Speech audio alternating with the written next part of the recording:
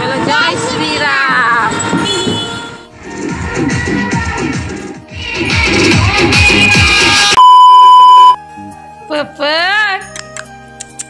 বলছে কে ঘুমাই আছে রে আমাদের বিছানায়, কেমন করে দেখছে দেখো কে ঘুমিয়ে আছে।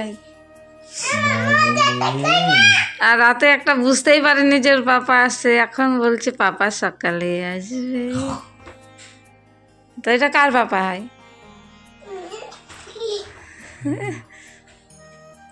তোমার পাপা হয় না, এটা তো বাবুর পাপা হয় না? বাবুর পাপা হয় না? বাবুর হয়, বাবুকে আদর করবে। সত্যি চোখের সামনে যখন দেখি যে কোনো বাচ্চাকে তার বাবারা আদর করছে, কোলে নিচ্ছে, তখন আমাদের বাচ্চাগুলোকে দেখে এত কষ্ট হয় যে ওরা চাইলেও সবসময় বাবার ভালোবাসাটা পায় না। মা যতই করুক না কেন, কিন্তু বাবার ভালোবাসাটা সম্পূর্ণ আলাদা।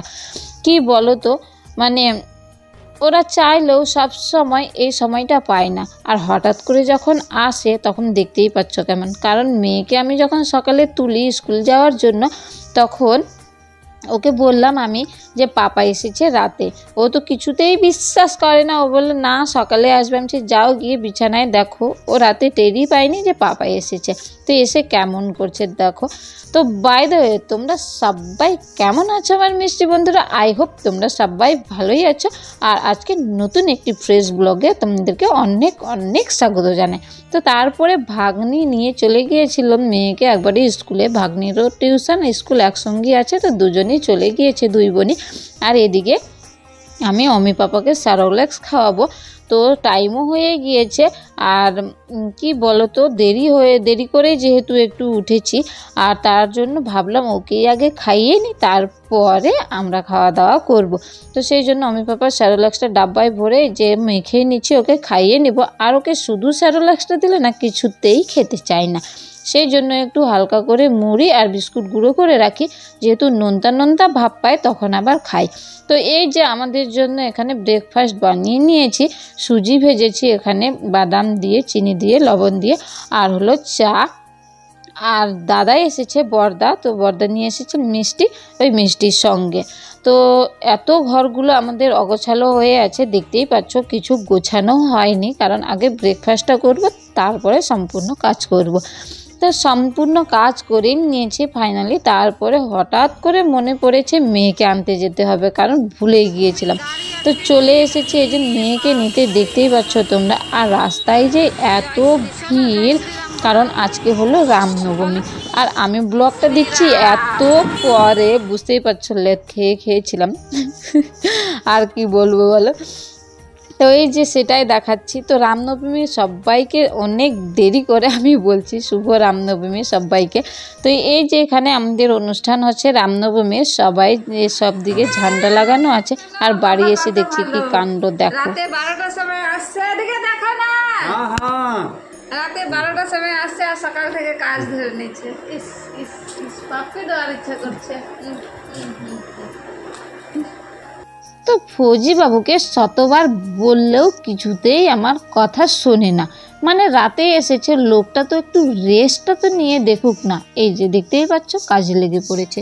এত করে বলি কিন্তু ও কিছুতেই কথা শোনে না। কারণ ডিফেন্সের ফৌজির লোকগুলো মনে হয় এরকমই হয়, কারণ ওরা চোখের সামনে কাজ দেখলে মনে হয় ওদের ঘুম ধরে না।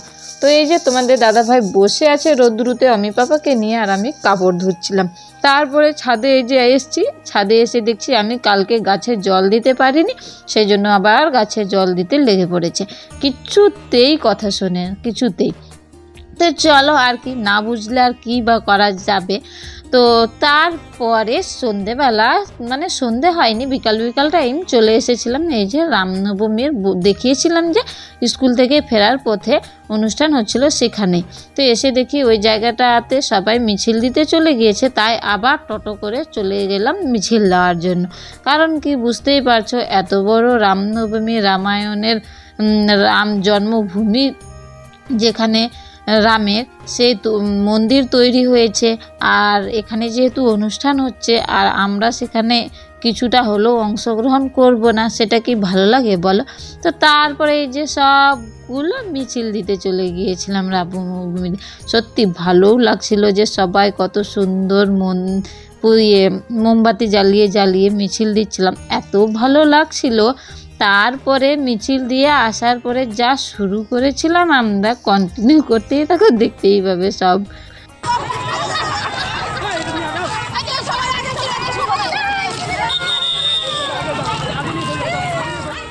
তারপরে মিছিল শেষ হওয়ার পরে এসে সবাই মিলে এখানে প্রদীপ জ্বালাচ্ছিলাম, প্রদীপ তো না, ক্যান্ডেল। তো তারপরে আমাদের শুরু হয়েছিল কি ডান্স, যদিও বা আমি কিছুতেই পারি না, কিন্তু ওই যে পাশের দিদি এত জেদ করছিল তাই শুধু ওদের তালে তালে তাল মেলাচ্ছিলাম। প্রচণ্ড ডান্স হয়েছিল আমাদের আর কি। তো চলো আর কি, তারপরে অনেক হাঁপিয়ে গিয়েছিলাম, ওই যে বুঝতেই পারছো যে পারি না বললাম আমি, কিন্তু দিদি কিছুতেই ছাড়ছিল না, আর কি করা যাবে। তো তারপরে সোজা চলে এসেছিলাম বাড়ি প্রসাদ নিয়ে। আর বাড়ি এসে এই যে প্রদীপ জ্বালাচ্ছিলাম, কারণ ওখান থেকে ঘোষণা করে দেওয়া হলো যে এখন সন্ধে যেহেতু হয়ে গেছে তাহলে সবাই চলে যাও বাড়ি গিয়ে সবার বাড়িতে প্রদীপ জ্বালাও। তো সেই মতো সবাই চলে এসেছি বাড়িতে আর প্রদীপ জ্বালিয়ে নিচ্ছি। তারপরে সন্ধেও দেওয়া ছিল না, সন্ধেও দিয়ে নিলাম। তো আর কি বলো বন্ধুরা, আজকের দিনটা আমাদের অনেক ভালো কেটেছে। আর তোমাদের দাদা ভাইকেও পাশের দাদা নিয়ে গিয়েছিল বাইকে করে, ও তো বেশি দা হাঁটতে পারে না, ওরও পায়ে ব্যথা হয়ে যায়, কারণ বুঝতেই পারছো যে এখনও অতটা হাঁটাহাঁটি, পাটা ভীষণ ব্যথাও শুরু হয়ে যায়, ফুলতেও শুরু হয়ে যায়। তো চলো আর কি, এই যে আমি পুজোটা দিয়ে নিচ্ছি, কন্টিনিউ করতেই থাকো ভিডিওটা।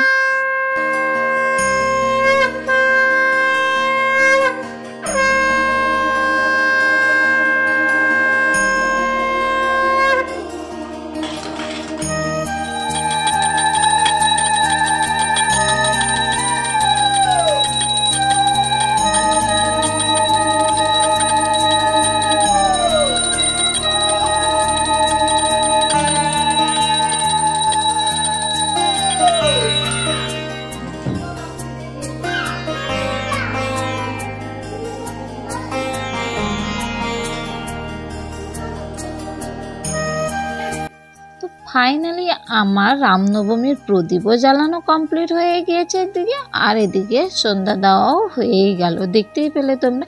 তো চলো আর কি, আজকের ভিডিওটা এখানেই শেষ করছি। তোমরা সবাই ভালো থেকো, সুস্থ থেকো, আর রামনবমী অনেক ভালোভাবে তোমরা কাটিয়েছো আশা করছি, যেহেতু আমার ভিডিওটা অনেক দিন পরে দিয়েছি সেই জন্যই বললাম। আর এই যে সন্ধ্যা প্রদীপও জ্বালিয়ে দিয়েছি। তো চলো, okay, bye, love you all, tata.